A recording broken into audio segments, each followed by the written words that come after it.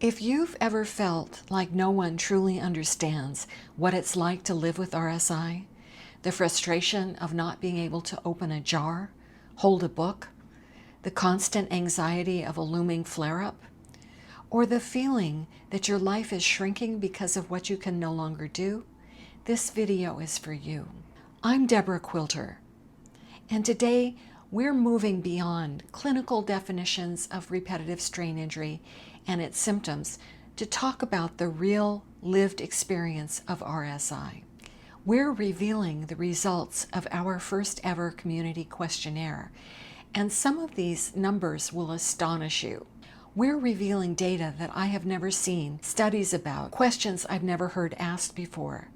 Did you know that 33% of our community has been dealing with RSI for over a decade? Even more shocking, 40% of people had heard of RSI before they were injured, but had no idea how serious it actually was. We're breaking down the numbers on the struggle of getting a diagnosis, where nearly 30% of you are still searching for a diagnosis, and many of you have consulted with 5 or more doctors. We're validating the reality that this isn't just sore wrists. It's a life-altering condition. And RSI is not just about injuries from the mouse and keyboard, though those are big culprits. And we're not just looking at the wrist.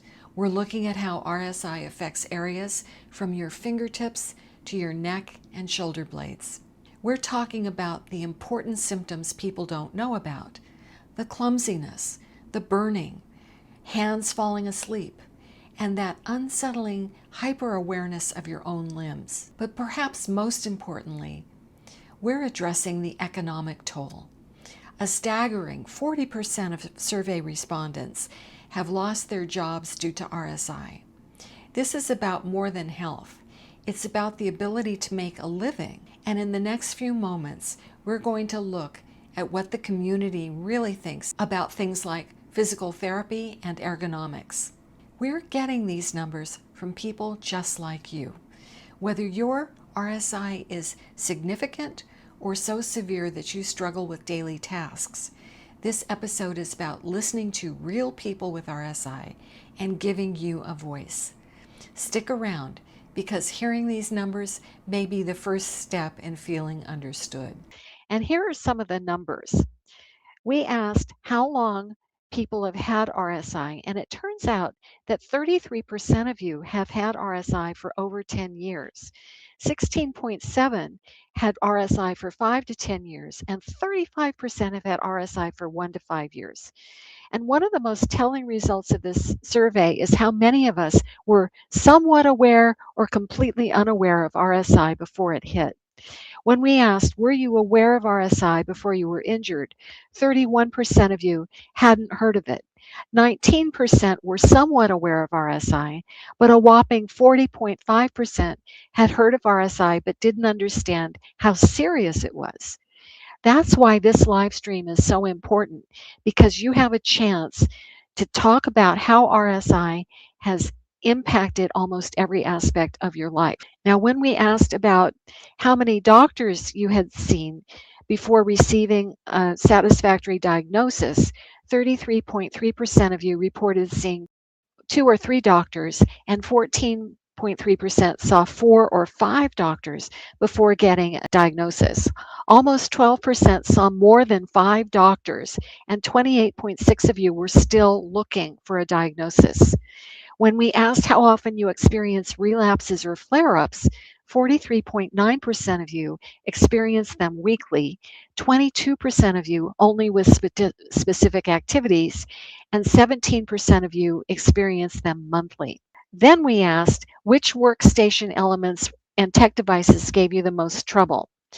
33% of you said the mouse, and 28.6% said it was the keyboard, but there were other problems as well.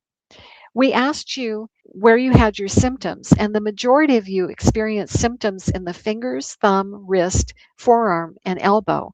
But people also had symptoms in their upper arms, shoulders, shoulder blade, mid-back, and neck. Now, a lot of people associate RSI with only carpal tunnel syndrome in the wrist and don't understand that it can affect the entire upper extremity from fingertip to neck and shoulder blade. We also asked people about the kind of symptoms that they had. Many people think that RSI is only pain, but that's not true. Sometimes it's not painful at all.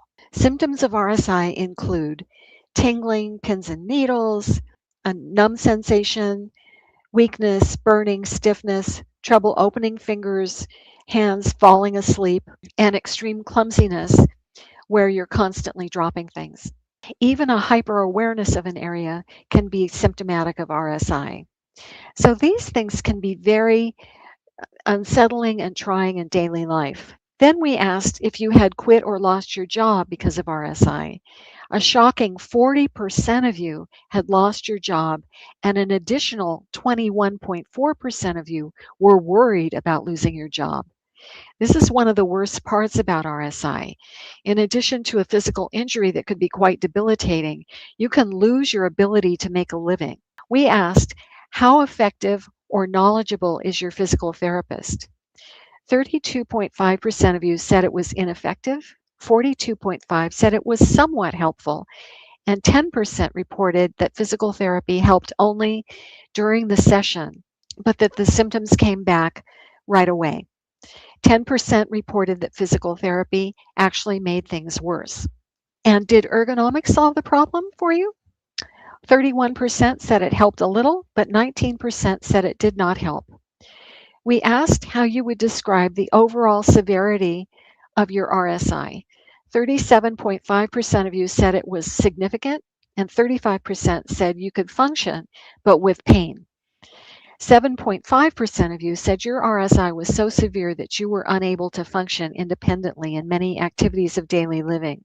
We've looked at the numbers, and while they can feel scary, remember, bringing reality to light is the first step toward change. You now know that your struggle isn't a personal failure. It's part of a massive public health issue the government should be warning us about, and the failure of the tech industry being mandated to design safer tools that we all use daily: keyboards, mice, cell phones, to name a few. If you haven't already filled out this survey, you can find a link to it in the details below. Your voice counts. We are planning future live streams to talk about how it is to live with RSI every day and other open-ended questions from the survey. Your stories are where the data truly comes to life. If you want to be included in a future live stream, be sure to put your email address in the area where you're responding to the agreement that you want to be part of the live stream. Otherwise, we won't know how to contact you. Which of these statistics resonated with you the most? Leave a comment.